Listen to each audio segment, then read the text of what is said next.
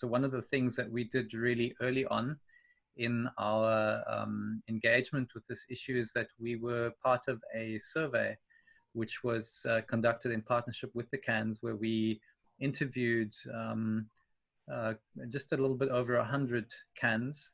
And I'm going to share some of those findings very briefly, just so that we can see that there are some common patterns that are emerging here around this, and that the need indeed is really great, and it's not becoming necessarily less. So just want to check if everyone can see the presentation. Is this visible to everyone? Yes. Okay, great. So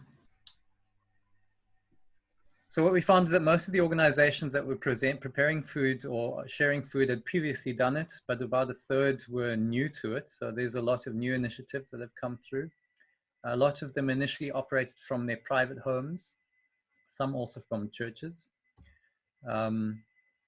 Most of the beneficiaries are vulnerable, either infants or children or elderly, and some disabled as well. So it is reaching people who really need the support.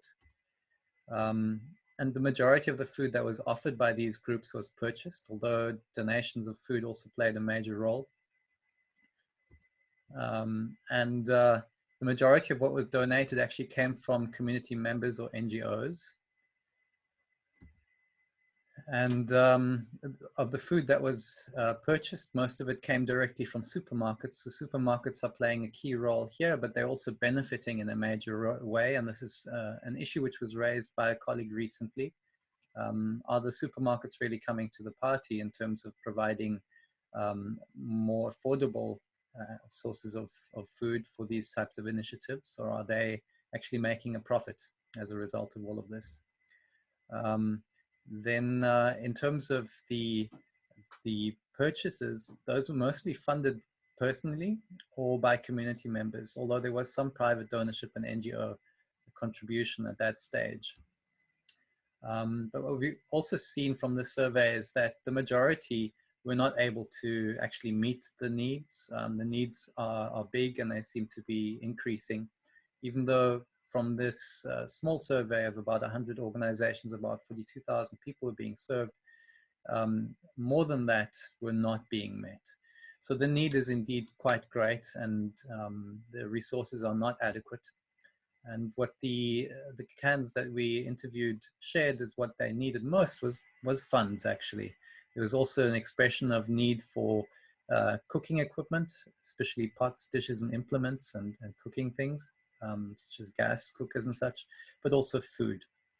There were also other needs, including data and so forth, but these seem to be the primary needs. So I just wanted to share that really briefly to show that some of what you've shared now is reflecting common experiences, but also bearing in mind that the survey was conducted about a month and a half ago, almost 2 months now, and things may have shifted in some cases.